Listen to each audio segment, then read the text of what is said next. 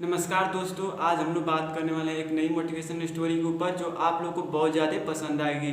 आप लोग इसे ज़्यादा से ज़्यादा लोगों तक शेयर करें। मैं एजे तो चलिए हम लोग बात करते हैं कहानी के मेन फोकस के ऊपर। अगर आप लोग को कहानी अच्छी लगी तो चैनल को सब्सक्राइब कर दें और ज़्यादा से ज़्यादा लोगों तक शेयर करें।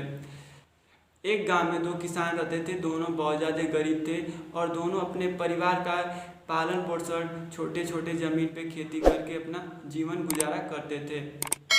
धीरे धीरे समय बीतता चला गया। दोनों लोग काफ़ी ज़्यादा अपने जीवन में परेशान थे। एक दिन अचानक दोनों की मृत्यु हो जाती है, एक ही गांव में एक ही जगह पे। यमराज उन दोनों को भगवान के पास लेके जाते हैं और भगवान के पास जब वो दोनों लोग जाते हैं तो भगवान उनमें से पहले किसान से पूछते हैं, बच्चा तुम बताओ कि तुम्हारे जीवन में क्या कमी थी और तुम आगे जाके क्या बनना चाहते हो। तो उसमें से पहले जो किसान था झल्लाते हुए भगवान से कहता है कि हे भगवान, आपने मुझे ऐसी बैलों जैसी ज़िंदगी दी। जीवन भर खेत में काम करते करते मेरे हाथ पांव दुख गए, मेरा हाल बेहाल हो गया और मैं इतना काम किया फिर भी अपने परिवार तथा अपना पेट नहीं भर सका भरपेट। और मैं जितने भी पैसे मैं कमाता था कोई ना कोई आके मुझसे लेके चला जाता था। मतलब ऐसी ज़िंदगी, बदतर ज़िंदगी भगवान आपने मुझे दी है कि मैं आपको हमेशा कोसता ही रहूँगा। काफ़ी देर भगवान सोचने के बाद भगवान पहले किसान से बोलते हैं कि अब बताओ तुम्हें मैं इस जन्म में क्या बनाऊं। तो किसान बोलता है, हे भगवान, मुझे ऐसा ज़िंदगी दीजिए कि मुझे चारों तरफ से पैसा मिले, मुझे कभी किसी को कुछ देना ना पड़े। जो कोई व्यक्ति भी मेरे पास से गुजरे या मेरे पास आए वह मुझे पैसा दे के जाए, मैं कभी किसी को कुछ दूँ ना। भगवान कुछ देर सोचने के बाद बोलते हैं तथा अस्तु और फिर बोलते हैं कि अब तुम जा सकते हो, तुम्हारा जीवन अब ऐसा ही गुजरेगा। अब भगवान के पास दूसरे किसान को लाया जाता है। दूसरा किसान आता है और भगवान पूछते हैं, बच्चा तुम बताओ कि तुम्हारे जीवन में क्या कमी थी, तुमने अपने जीवन कैसे जिया। तो दूसरा किसान भगवान के सामने हाथ जोड़ के कहता है कि हे भगवान, आपने जो मैं ज़िंदगी दी थी काफ़ी अच्छी थी, मुझे अपने ज़िंदगी से कोई शिकायत नहीं है। मैं छोटे से खेत पे काम करके अपने परिवार का पेट पाल लेता था और कुछ पैसे भी बचा लेता था, वो अपने आवश्यकता के अनुसार। बस मुझे दुख इस बात का है कि मेरे द्वार से कभी कुछ भूखे लोग आते थे खाना मांगने के लिए तो मैं उनको कुछ दे नहीं पाता था।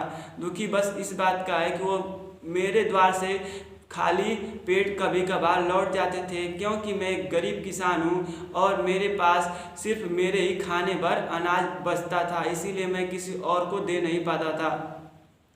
तो भगवान पूछते हैं, तो बच्चा बताओ कि तुम्हें अगले जन्म में क्या बनाया जाए। तो किसान कुछ देर सोचने के बाद बोलता है, भगवान मुझे ऐसी ज़िंदगी दीजिए कि मेरे द्वार से कभी कोई भूखा प्यासा खाली ना जाए। जो भी व्यक्ति आए मैं उसे भरपेट खाना खिलाऊं तथा कुछ दान दूं।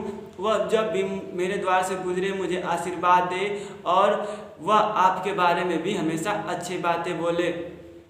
भगवान कुछ देर सोचने के बाद बोलते हैं, तथा अस्तु, जाओ, अब तुम्हारा जीवन भी वैसा ही होगा। धीरे धीरे समय बीतता है। दोनों किसानों का जन्म उसी गांव में होता है। धीरे धीरे लोग दोनों बड़े होते हैं। जैसे जैसे बड़े होते हैं वैसे वैसे उनकी हालत में कुछ चेंजिंग होती रहती है। बात की जाए, जो पहले किसान ने मांगा था कि हे भगवान, मेरे पास से जो कोई गुजरे मुझे पैसा दे और चारों तरफ से मुझे पैसा मिले और मुझे कभी किसी को कुछ दान ना देना पड़े, वह व्यक्ति उस गांव का सबसे बड़ा भिखारी बनता है। जी दोस्तों, सबसे अच्छी बात यहाँ से आपको निकल के सामने आएगी कि वह व्यक्ति उस गांव का सबसे बड़ा भिखारी बनता है।